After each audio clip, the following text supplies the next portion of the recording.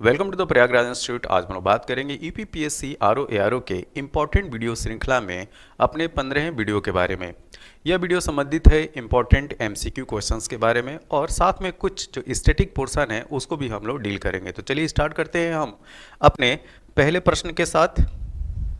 हमारे सामने जो पहला प्रश्न है वो विज्ञान से संबंधित है। ठीक, तो पहला प्रश्न क्या है कि निम्न में से कौन सा एक विटामिन सूर्य के प्रकाश की उपस्थिति में त्वचा में बनता है। ठीक है, आपसे पूछा जा रहा है कि सूर्य की प्रकाश की उपस्थिति में, ठीक है, सूर्य के प्रकाश की उपस्थिति में वह कौन सा विटामिन है जो त्वचा में बनता है। तो यहाँ पे सही उत्तर है विटामिन डी। ठीक है, तो विटामिन डी सूर्य के प्रकाश की उपस्थिति में त्वचा में बनता है। और ये चीज़ ज़रूर ध्यान रखिए कि सूर्य के प्रकाश में कोई विटामिन नहीं होता है। ठीक है, अब चलते हैं कुछ इंपॉर्टेंट फैक्ट्स के बारे में। यहाँ पे जो दो कॉलम बना हुआ है वो कॉलम जो है वो विटामिन के क्लासिफिकेशन का है। और यहाँ पे विटामिन को क्लासिफाई किया गया है उनकी सॉल्युबिलिटी के आधार पर, मतलब कि विलयता के आधार पर, कि वो फैट सॉल्युबल हैं, मतलब कि वसा में घुलनशील हैं, या वाटर सॉल्युबल विटामिन है, या ये कहें कि जल में घुलनशील है। ठीक है, तो ये जो दो क्लासिफिकेशन है वसा और जल में घुलनशीलता के आधार पर किया गया है विटामिन्स का। ठीक, तो यहाँ पे जो हम लोग देख रहे हैं जो वसा में घुलनशील विटामिन है उसके अंतर्गत vitamin A, vitamin D, vitamin E और विटामिन के। तो यहाँ पे ये चार जो विटामिन हैं वो फैट सॉल्युबल विटामिन है। और वाटर सॉल्युबल विटामिन की अगर बात किया जाए तो ठीक, तो वाटर सॉल्युबल विटामिन में बी और सी आते हैं। ठीक है, तो बी में कई क्लास के विटामिन होते हैं, जैसे कि B1, विटामिन B1 जिसको थियामिन बोलते हैं, विटामिन B2 जिसका रासायनिक नाम राइबोफ्लेविन है, विटामिन B3 ये है नियासिन, मतलब कि इसका केमिकल नेम नियासिन है, विटामिन B4 इसका केमिकल नेम पेंटोथेनिक एसिड है। ठीक, pantothenic acid. Vitamin B6 pyridoxine के नाम से जाना जाता है, विटामिन B7 बायोटीन है, विटामिन B9 फोलिक एसिड और या फोलेट आप बोल सकते हो, विटामिन B12 का रासायनिक नाम साइनोकोबालामिन। ठीक, और यही एक विटामिन है जिसमें एक धातु होती है कोबाल्ट। ठीक है, तो कोबाल्ट अगर आपसे पूछा जाए कि किस विटामिन में पाया जाता है तो विटामिन B12 में। विटामिन विटामिन जो सी है उसका केमिकल नेम है एस्कॉर्बिक एसिड। ठीक है, तो जो भी सिट्रस फ्रूट होते हैं उनमें जो विटामिन पाई जाती है वो विटामिन सी होती है, जैसे कि आंवला हो गया, संतरा हो गया, नींबू हो गया। ठीक है, तो ये क्लासिफिकेशन हम लोगों ने देखा एक फैट सॉल्युबल विटामिन का और एक वाटर सॉल्युबल विटामिन का। तो एग्जाम में जो है अक्सर ये पूछा जाता है कि दिए गए ऑप्शंस में कौन जो है वो जल में घुलनशील विटामिन है और कौन जो है वो वसा में घुलनशील विटामिन है। तो ये लिस्ट को जरूर याद रखिएगा। अब चलते हैं अगले प्रश्न की तरफ। हमारे सामने जो अगला प्रश्न है कि निम्नलिखित घटनाओं पर विचार कीजिए। ठीक है, तो घटनाएं क्या है? गांधी इरविन समझौता, सांप्रदायिक पंचाट, द्वितीय गोलमेज सम्मेलन, नेहरू रिपोर्ट। अब उपरोक्त घटनाओं को उनके काल क्रमानुसार, ठीक है, व्यवस्थित कीजिए तथा नीचे दिए गए कूट से सही उत्तर चुनिए। ठीक, तो ये जो चार घटनाएं हैं उनको आपको काल के क्रम के अनुसार जो है वो व्यवस्थित करना है। इसका मतलब ये होता है कि आपको बताना है कि इन चार घटनाओं में कौन पहले आई, फिर उसके बाद कौन सी घटना हुई, फिर उसके बाद कौन सी और फिर उसके बाद कौन सी हुई। ठीक है, तो इस क्रम में आपको व्यवस्थित करना होता है। नेहरू रिपोर्ट आती है 28 अगस्त। कब? 28 अगस्त 1928 को। अच्छा, ये सबसे पहले हो गए।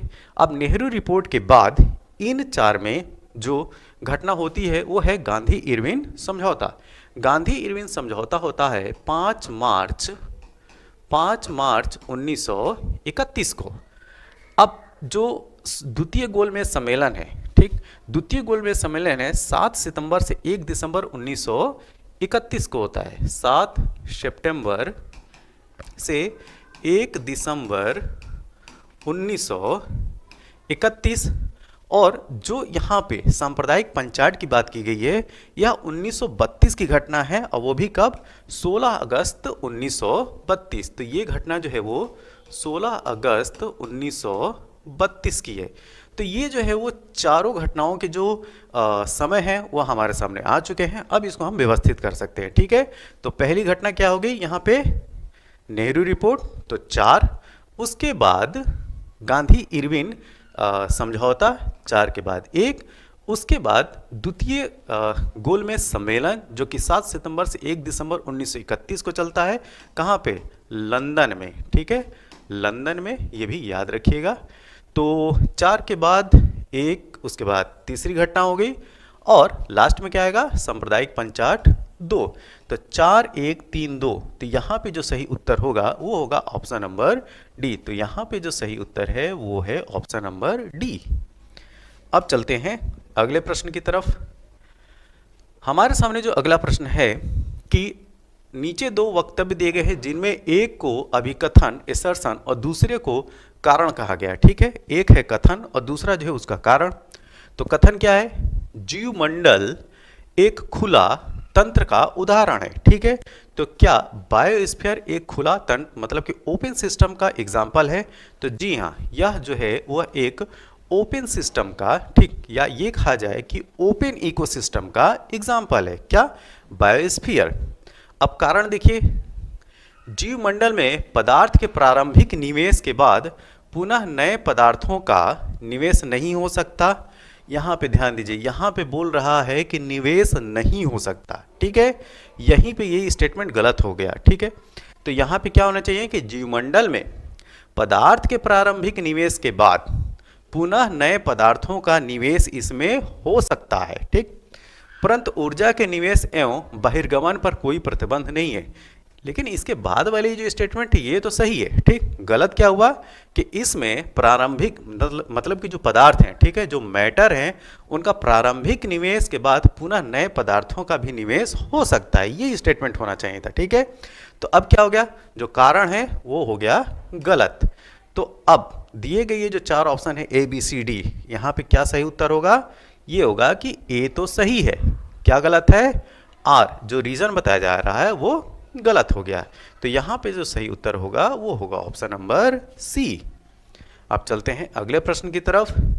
जैविक, जैविक मतलब बायोटिक, ठीक है। जैविक और अजैविक संघटकों के मध्य बिचौलियों का कार्य करते हैं, ठीक है। बिचौलियों मतलब कि मीडिएटर का कौन काम करते हैं। तो यहाँ पे बायोटिक की बात की जा रही है, बायोटिक, ठीक है, और अबायोटिक, बायोटिक और अबायोटिक। तो ये हो गया बायोटिक और ये हो गया अबायोटिक।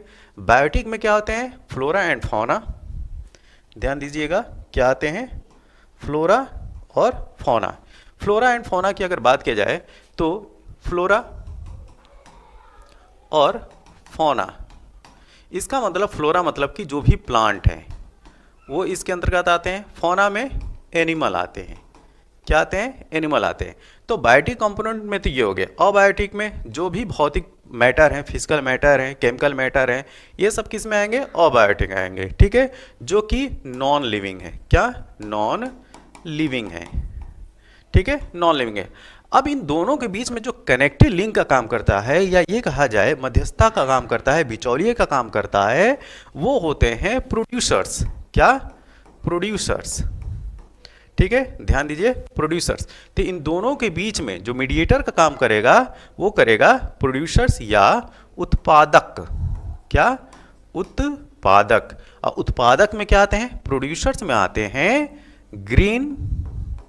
ग्रीन प्लांट, क्या आते हैं, ग्रीन प्लांट।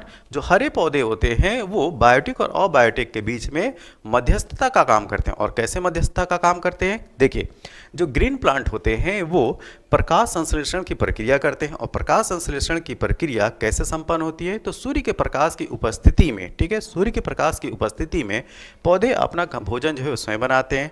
और इसके लिए मिनरल्स जो कि अबायोटिक कंपोनेंट है उसका जो है एब्जॉर्प्शन करते हैं। और फिर जब ये एनर्जी बना लेते हैं या अपना खाना, अपना भोजन बना लेते हैं, तो फिर इन्हीं के भोजन का जो सेवन करते हैं वो कौन करते हैं, फौना करते हैं, एनिमल करते हैं। तो यहाँ पे इस तरीके से हम कह सकते हैं कि जो प्रोड्यूसर हैं, उत्पादक हैं, या जो ग्रीन प्लांट हैं वो बायोटिक और अबायोटिक के बीच में क्या करेंगे, मीडिएटर का काम करेंगे।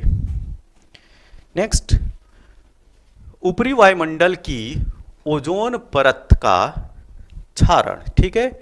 यहाँ पे बोला जा रहा है कि जो ऊपरी वायुमंडल की जो ओजोन परत है, ठीक है, ओजोन लेयर है, उसका क्षरण निम्नलिखित में से किससे हो रहा है, ठीक है। तो यहाँ पे जो 4 केमिकल जो दिए गए हैं उनका आपको बताना है कि इसमें से कौन उसके लिए उत्तरदायी है। तो इसके लिए उत्तरदायी है क्लोरोफ्लोरोकार्बन, या ये कह सकते हैं शॉर्ट फॉर्म में CFC। जो क्लोरोफ्लोरोकार्बन है वही रिस्पॉन्सिबल है क्या, ओजोन डिप्लेशन के लिए, ओजोन क्षय के लिए। चंपारण कृषि जांच समिति का सदस्य निम्नलिखित में से कौन नहीं था। यहाँ पे पूछा जा रहा है कि इन दिए गए व्यक्तियों में कौन चंपारण कृषि जांच समिति का सदस्य नहीं था। तो देखिए, FG सलाई ये तो इस समिति के अध्यक्ष थे, प्रेसिडेंट थे, तो ये तो मेंबर हो गए। DJ रीड ये भी मेंबर थे। अनुग्रह नारायण ये मेंबर नहीं थे। तो जब ये मेंबर नहीं थे, सदस्य नहीं थे, तो इस प्रश्न के हिसाब से हमारा सही उत्तर क्या हो गया, option number C, Mahatma Gandhi ji. Mahatma Gandhi ji जो है वो चंपारण कृषि जांच समिति के सदस्य थे।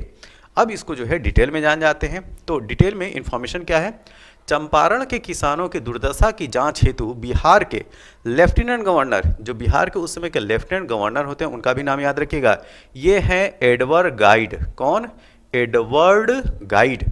तो एडवर्ड गाइड के द्वारा FG सलाई, कौन, FG सलाई की अध्यक्षता में, जो कि यहाँ पे ऑप्शन नंबर ए दिया गया है, तो FG सलाई की अध्यक्षता में चंपारण कृषि जांच समिति का गठन किया गया था और इसके सदस्यों में महात्मा गांधी जी थे, उसके बाद G राइन थे, DJ रीड, MEL टेबर और LC अडामी के साथ हरिहर प्रसाद नारायण सिंह। कौन, हरिहर प्रसाद नारायण सिंह थे, ना कि अनुग्रह नारायण सिंह, ठीक है। तो ये चीज़ याद रखिएगा। तो इनके सदस्यों के नाम और ख़ास तौर से जो अध्यक्ष थे इस जांच समिति के उनका भी नाम याद रखिएगा, कौन है, ये हैं FG सलाई। और उस समय बिहार के जो लेफ्टिनेंट गवर्नर है उनका भी नाम याद रखना है। उस समय लेफ्टिनेंट गवर्नर थे बिहार के एडवर्ड गाइड। अगला प्रश्न, निम्नलिखित में से कौन एक हरित गैस नहीं, हरित गृह गैस नहीं है, ठीक है। तो हरित गृह गैस का मतलब कि जो कौन जो है वो ग्रीन हाउस, ठीक है, ग्रीन हाउस गैस के अंतर्गत नहीं आती है। तो यहाँ पे जो 4 ऑप्शन है इसमें जो ऑक्सीजन है, ऑक्सीजन वो ग्रीन हाउस गैस नहीं है, जबकि carbon dioxide CO2, chlorofluorocarbon CFC और मीथेन CH4 ये सब जो है ग्रीन हाउस गैस के अंतर्गत आती हैं। और ग्रीन हाउस गैस जो है वो ग्लोबल वार्मिंग के लिए रिस्पॉन्सिबल है। और एक चीज़ ध्यान रखिएगा, सबसे ज़्यादा ग्लोबल वार्मिंग के लिए जो जिम्मेदार गैस है वो है CO2 कार्बन डाइऑक्साइड, ठीक है, जो कार्बन डाइऑक्साइड सबसे ज़्यादा रिस्पॉन्सिबल है। अगला प्रश्न, भारत सरकार द्वारा, ध्यान दीजिएगा, भारत सरकार द्वारा शुरू किए गए प्रोजेक्ट एलिफेंट से संबंधित निम्न में से कौन सा कथन गलत है। आपको जो है जो रॉन्ग स्टेटमेंट है वो आपको बताना है, ठीक है, कौन सा स्टेटमेंट गलत है। यह 1991-92 में शुरू किया गया था, ये स्टेटमेंट सही है, ठीक। तो जो प्रोजेक्ट एलिफेंट है वो 1992 का है, तो ये तो स्टेटमेंट सही है। यह मानव और हाथी के बीच टकराव की समस्या पर काम करता है, ये भी सही है। तो ह्यूमन बीइंग और एलिफेंट के बीच में जो कॉन्फ्लिक्ट है उसको जो है रिड्यूस करने के लिए ये प्रोजेक्ट लाया गया था। यह केवल जंगली हाथियों के कल्याण पर केंद्रित है, यहीं पे ये गलत हो गया, ठीक है। ये जो है केवल जंगली हाथियों के लिए नहीं है, ये सभी हाथियों के लिए, ठीक। तो सभी हाथियों के कल्याण पर ये केंद्रित है, तो यही स्टेटमेंट क्या हो गया, गलत हो गया। तो या इसे केंद्र द्वारा प्रायोजित योजना के रूप में आरंभ किया गया था, ये भी ऑप्शन सही है। तो प्रश्न में ये पूछा गया है कि कौन सा स्टेटमेंट गलत है, तो कौन सा स्टेटमेंट गलत है, ऑप्शन नंबर सी। भारत सरकार ने नॉर्वे सरकार के साथ मिलकर जैव विविधता नीति, ठीक है, यहाँ पे बायोडायवर्सिटी पॉलिसी एवं कानून के केंद्र की स्थापना की है। तो कहाँ पे की है, ये क्या है, चेन्नई में, ऑप्शन नंबर बी, चेन्नई में। लखनऊ महानगर के संबंध निम्न कथनों पर विचार कीजिए। 18वीं सदी के उत्तरार्ध में नवाब असफउद्दौला ने नगर को नियोजित तरीके से विकसित किया था, ये एकदम सही है। तो जो असफउद्दौला हैं इन्होंने 1775 में इस नगर को प्लान किया था, ठीक है। ब्रिटिश काल में सर हरकोट बटलर ने इसके सुगठित विकास पर ध्यान दिया, ये भी स्टेटमेंट सही है। महानगर की कुल भूमि के 23% भाग पर रिहायशी क्षेत्र पाया जाता है, ठीक, ये स्टेटमेंट हो गया है गलत, ठीक। यहाँ पे अगर रिहायशी क्षेत्र की अगर बात किया जाए तो इसका परसेंटेज आज की डेट में जो है वो 55% से ज़्यादा है, ठीक। तो यहाँ पे कौन कौन से स्टेटमेंट सही हैं, यहाँ पे पूछा गया है कि उपयुक्त कथनों में कौन कौन सा सही है, ठीक है। तो पहला सही है और दूसरा सही है, तो इस हिसाब से क्या सही उत्तर हो गया, ऑप्शन नंबर बी जो है हमारा सही उत्तर है, 1 और 2 सही है। अगला प्रश्न, उत्तर प्रदेश की कौन सी निम्नलिखित जनजाति दीपावली को शोक के रूप में मनाती है, ठीक है। तो दिए गए ऑप्शन में आपका सही उत्तर है थारू। जो थारू जनजाति है जो स्पेशली नेपाल और उत्तर प्रदेश में पाई जाती है, ठीक है, वह जो है दीपावली को शोक के रूप में मनाती है, ठीक है, इसको याद रखिए। उत्तर प्रदेश में कृत्रिम अंग निर्माण निगम कहाँ स्थित है, तो यह स्थित है कानपुर में और इसकी स्थापना की गई थी 1972 में, 1972 में कानपुर में कृत्रिम अंग निर्माण निगम की स्थापना की गई थी, इसको याद रखिएगा। आल्हा, ठीक है, ध्यान दीजिए, आल्हा एक लोकप्रिय संगीत किस क्षेत्र का है, तो यह है बुंदेलखंड क्षेत्र का। बौद्ध धर्म में त्रिरत्न, ठीक है, त्रिरत्न की बात की जा रही है, तो बौद्ध धर्म में त्रिरत्न का अभिप्राय क्या है, तो त्रिरत्न का अभिप्राय बुद्धिज्म में है बुद्ध, धम्म और संघ, ठीक है, ये हो गया त्रिरत्न। अगर आपसे त्रिपिटक पूछा जाए, ठीक है, तो त्रिपिटक के अंतर्गत अभिधम्म पिटक आता है, सुत्त पिटक आता है और विनय पिटक आता है, ये 3 चीज ध्यान में रखिए। अगला प्रश्न है कि निम्नलिखित शासकों के नाम सही काल क्रमानुसार संयोजित कर अपना उत्तर नीचे दिए गए कूट से चयन कीजिए, ठीक है। तो यहाँ पे 4 शासकों का नाम दिया गया है और इन शासकों को उनके आने के क्रम में व्यवस्थित करना है, ठीक है। तो विद्याधर, धंग, यशोवर्मन और कीर्तिवर्मन, ठीक। तो यशोवर्मन का जो टाइम पीरियड है 930 से 950 है, तो यशोवर्मन पहले आता है, तो यहाँ पे 3 नंबर पहले हो गया। उसके बाद धंग का टाइम पीरियड है 950 से 1002 ईस्वी, तो धंग जो है वो 2 नंबर पे है। विद्याधर 1019 से 1029 ईस्वी तक, तो विद्याधर यहाँ पे पहले स्थान पे है, तो 3 2 1 और लास्ट में कीर्तिवर्मन जो कि 1060 से 1100 ईस्वी का टाइम पीरियड होता है, 3 2 1 4। तो सही उत्तर क्या होगा, यस, ऑप्शन नंबर ए इसका जो है वो सही उत्तर है। अगला प्रश्न, गुर्जर प्रतिहार शासकों में से किसकी उपाधि आदिवरा थी, ठीक। तो ये है मिहिर भोज। मिहिर भोज का जो टाइम पीरियड है वो 9th सेंचुरी का है और मिहिर भोज अपने सिक्कों पे क्या उकेरा था, आदिवरा, ठीक है। तो उसके सिक्कों में मिलता है आदिवरा नाम जो है वो मिहिर भोज की उपाधि है। निम्नलिखित घटनाओं पर विचार कीजिए तथा इन्हें कालक्रमानुसार व्यवस्थित कीजिए, ठीक है। मोहम्मद बिन तुगलक द्वारा राजधानी का स्थानांतरण, ठीक है। तो ये स्थानांतरण करता है 1327 में। अफगानपुर षड्यंत्र है 1325, यस 1325, ये है 1325 का। जलालुद्दीन खिलजी की हत्या होती है 1296 में, कब, 1296 ईस्वी में। और तराइन का युद्ध 1192, ठीक है।